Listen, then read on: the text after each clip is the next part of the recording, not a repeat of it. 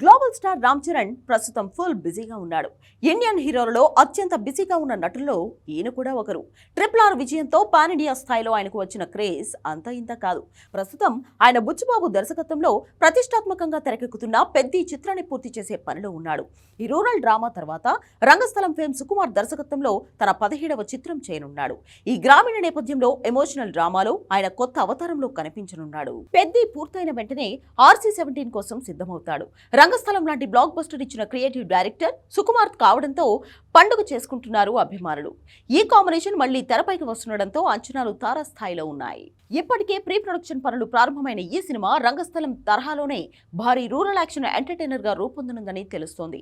Pushpa series తో సుకుమార్ కూడా pan Indian విజయాన్ని అందుకున్నాడు కాబట్టి ఈ మెగా రీయూనియన్ కోసం అభిమానులు ఎంతో ఆసక్తిగా ఎదురు చూస్తున్నారు.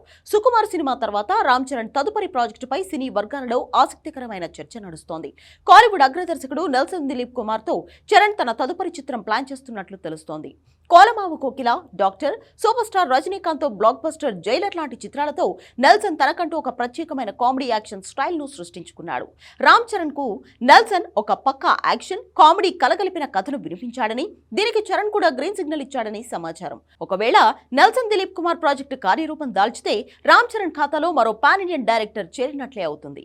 దీంతో పాటు రాజమౌళి దర్శకత్వంలో RRR 2 సీక్వెల్ కు సంబంధించిన చర్చలు కూడా రామ్ చరణ్ లిస్ట్ లో ఉన్నాయి.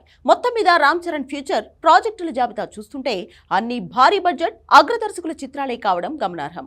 వరుసగా ఇలాంటి పెద్ద ప్రాజెక్టులు లైనప్ లో ఉండడంతో రామ్ చరణ్ గ్లోబల్ స్టార్డమ్ మరింత పెరిగే అవకాశం ఉంది.